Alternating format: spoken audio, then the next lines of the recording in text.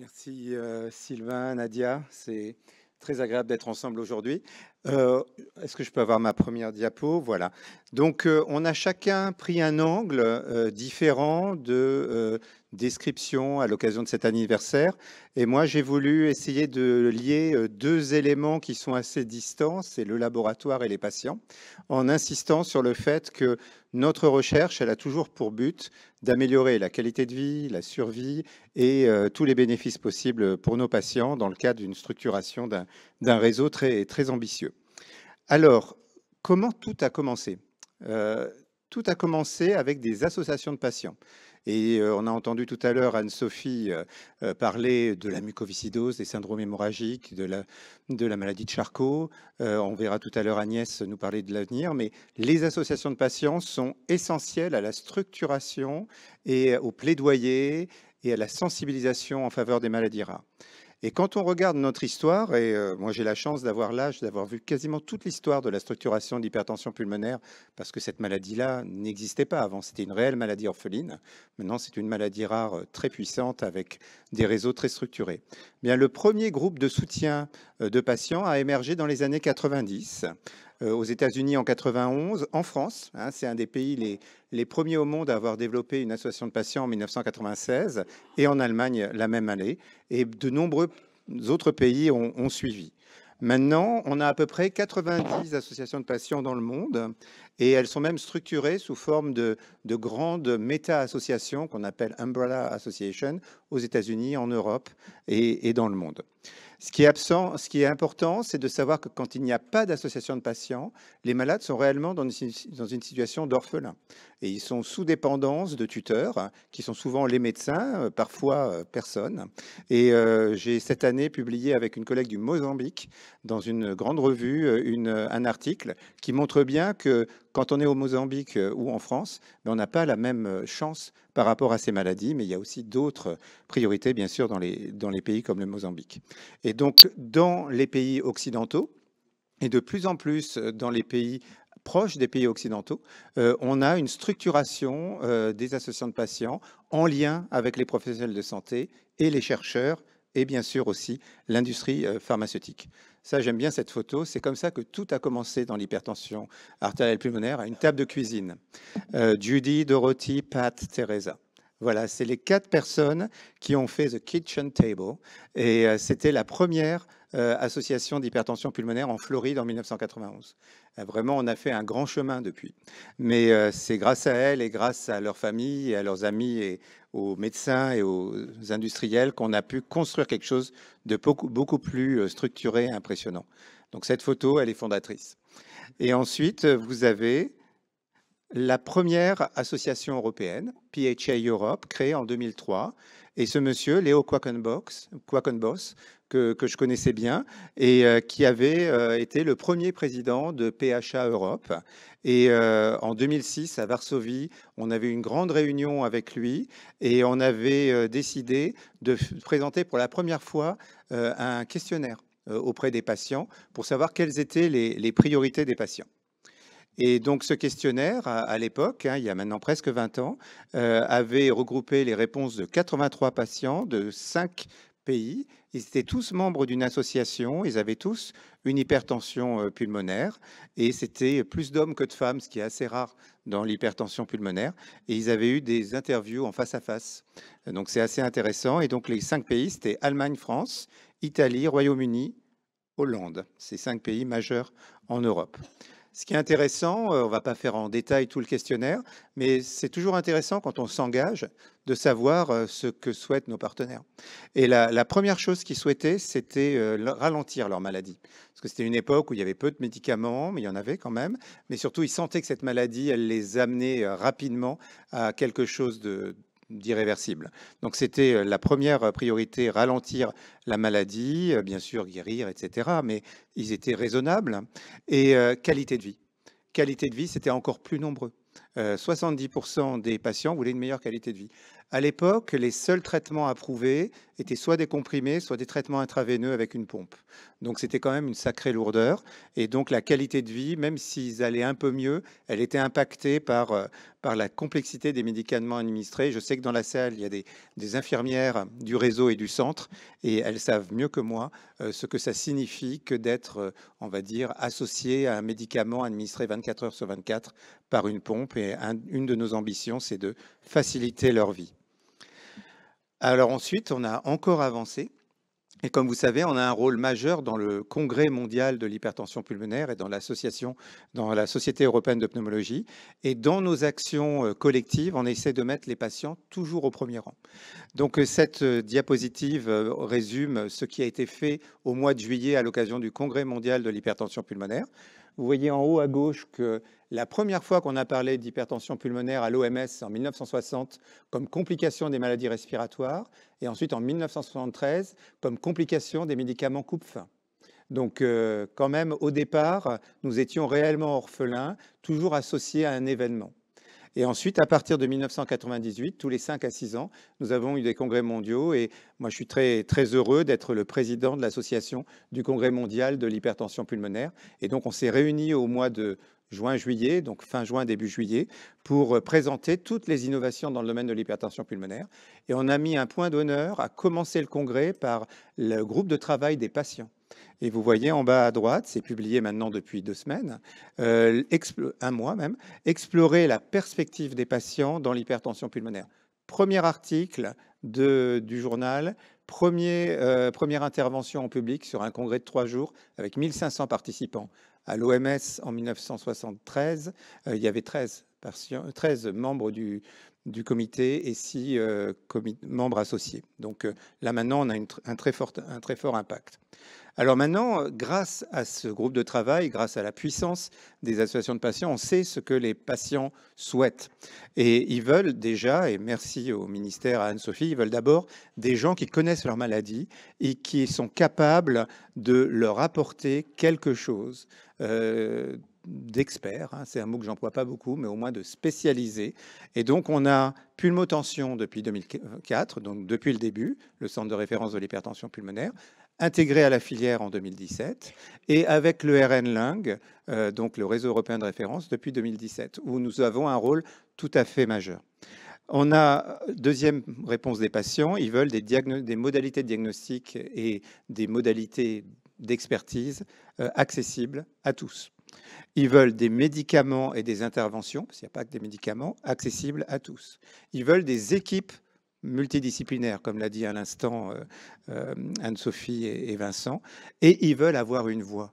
Ils veulent être en charge de leur propre communication. Donc le mot empowerment, le fait d'être réellement en charge de leur prise en charge, c'est vraiment important. Et donc ils veulent une approche centrée sur les patients. Et dans les critères d'évaluation de leur maladie, ils veulent des critères qu'on appelle les PRO ou les PROMS, qui sont des critères rapportés par les patients. Ils en ont pas toujours grand-chose à faire, des mesures de pression, voire même du test de marche de 6 minutes.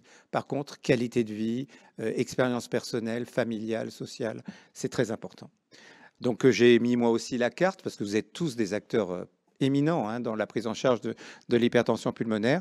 On a vraiment commencé à Clamart, hein, dans la banlieue parisienne, avec des personnalités fortes, chirurgicales, médicales. Puis on a construit, hein, étape par étape, ce réseau national de référence qui est quand même présent dans les territoires ultramarins et avec maintenant 6 centres constitutifs, ce qui était absolument pas envisageable il y a 20 ans. Donc beaucoup d'expertise et l'année dernière, on a pu mettre en valeur les centres constitutifs. Mais bien sûr, on est intégré en Europe, hein, c'est une de mes missions. Hein, j'ai été président de la Société européenne de pneumologie, je suis vice-coordonnateur du réseau européen de référence ERN-Lung et vraiment l'impact de la France dans le réseau européen est majeur. Je salue Vincent Cotin qui a pris la responsabilité du groupe maladies interstitielles pulmonaires. Moi, je suis en charge de l'hypertension pulmonaire et on anime aussi avec Elisabeth toutes les actions centrées sur les patients.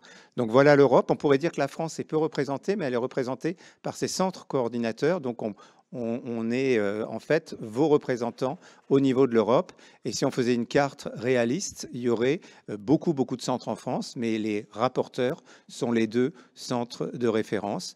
Et bien sûr, le troisième également, Respirar, avec Christophe Delacour et Nadia Nathan. Les patients, parce que vraiment, j'ai voulu insister sur les patients. Ben, les patients, ils se sont structurés. On a une association en France, HTAP France, qui est pilotée par les patients, pour les patients, avec des actions en grande interface avec les soignants, les infirmières, les éducateurs, etc. Donc là, j'ai photocopié la page d'ouverture de leur site internet, où il y a beaucoup, beaucoup de choses, beaucoup de vie, beaucoup d'informations. Puis les deux associations européennes auprès desquelles je suis très proche et pour lesquelles je m'engage beaucoup, c'est l'Alliance pour l'hypertension pulmonaire, qui est animée par Pisana Ferrari, qui est italienne, mais qui habite souvent à Paris, parce que sa fille est française, et PHA Europe, qui est plus centrée autour de l'Autriche, mais aussi qui rayonne dans tous les pays de l'Est. Les directions futures. Les directions futures, c'est clairement les patients comme des partenaires, c'est-à-dire plus du tout de paternalisme ou de maternalisme, mais vraiment les patients comme partenaires. Deuxièmement, des collaborations avec tous les acteurs et vraiment des actions de communication, de sensibilisation et bien sûr, pour certains pays, et ça c'est l'action en Europe qu'on mène avec Thomas Wagner, Gergely, Messaros et Elisabeth, on essaye d'avoir un accès aux soins pour tous. Le but, c'est que les patients ne voyagent pas, qu'ils ne voyagent que si c'est absolument indispensable, et que la connaissance voyage. Et donc à Paris-Saclay, donc à Bicêtre, on va être responsable de la plateforme de RCP européenne, et donc on va mettre ça en place cette année. On va être aussi responsable des registres européens, et c'est un très gros engagement d'Olivier Sidbon, Mitya Jevnikar, Xavier Jaïs, David Montagny et d'autres. Donc les patients comme partenaires, c'est gentil de le dire, mais ensuite il faut l'appliquer. Et donc là, vous voyez, dans les recommandations européennes de l'hypertension pulmonaire, 2 patients étaient membres des guidelines avec droit de vote. Et ils ont été, pour la première fois, dans des recommandations européennes cardiologiques et pneumologiques, endossés par le réseau européen de référence ERN Lung. Et c'est vraiment quelque chose qui établit que les patients seront désormais toujours dans les recommandations et j'essaye de l'appliquer dans toutes les maladies rares. Et bien sûr, vu que les patients sont membres, il faut communiquer vers les patients et on fait donc des versions en langage courant de nos guidelines. Et grâce à la Société européenne de pneumologie associée à la Société européenne de cardiologie, on a fait en 11 langues les recommandations pour les patients. Donc là, si vous allez sur le site de la Société européenne de pneumologie, vous trouverez les recommandations en espagnol, en polonais, en français, en anglais bien sûr. Et moi, j'essaye maintenant de le faire dans des langues non européennes. Ça demande un peu de budget, mais si on l'avait en chinois et d'autres, c'est-à-dire en mandarin et d'autres, ce serait pas mal. Partenariat avec les chercheurs, pour finir, hein, les 2 extrêmes qui sont une seule famille. Donc à Paris-Saclay, on a la chance d'avoir des gros investissements en recherche. Hein, ça, c'est une fierté qu'on partage avec Agnès et notre université. On a ce merveilleux bâtiment recherche où j'aurais bien voulu vous accueillir cette année. On vous accueillera peut-être une fois avec un auditorium. C'est là où on organise avec Olivier Sidbon les journées du réseau français de l'hypertension pulmonaire. Mais on a une unité mixte de recherche entièrement dédié à l'hypertension pulmonaire. Et ça, c'était notre vision, c'était qu'il fallait une unité INSERM, pas intégrée avec 50 priorités, une seule priorité, l'hypertension pulmonaire, comprendre les mécanismes et travailler non seulement avec les biologistes et les médecins, mais aussi les sociologues et les ingénieurs, et trouver des nouvelles solutions pour nos patients. Et par exemple, hein, on arrive à convaincre les ministères de la recherche et de la santé pour être titulaires de bourses très importantes comme les RHU. Là, je vous ai mis un exemple. Là, on a 3 RHU dans l'unité INSERM. Il n'y en a que 76 en France de RHU. Donc 3 RHU dans une seule unité dédiée à une maladie rare. C'est quand même exceptionnel. Et donc là, le RHU Destination 2024, il est destiné il est pensé sur le parcours de soins du patient.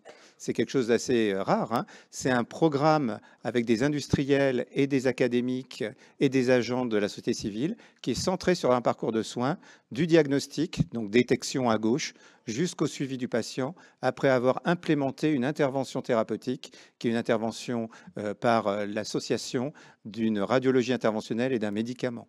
avec démonstration par les biologistes que ces médicaments touchent des voies essentielles de cette maladie qui s'appelle l'hypertension pulmonaire thromboembolique chronique. Donc là, 5 millions de l'État, 10 millions de partenaires privés et publics.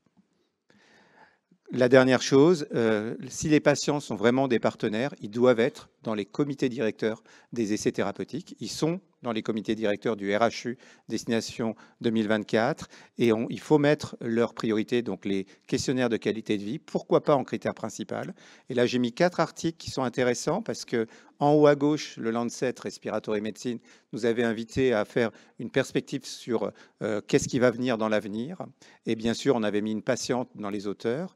En haut à droite, c'est la task force du Congrès mondial avec la moitié de patients et la moitié de soignants dans les auteurs. En bas à gauche, les guidelines, les recommandations dont je vous ai parlé.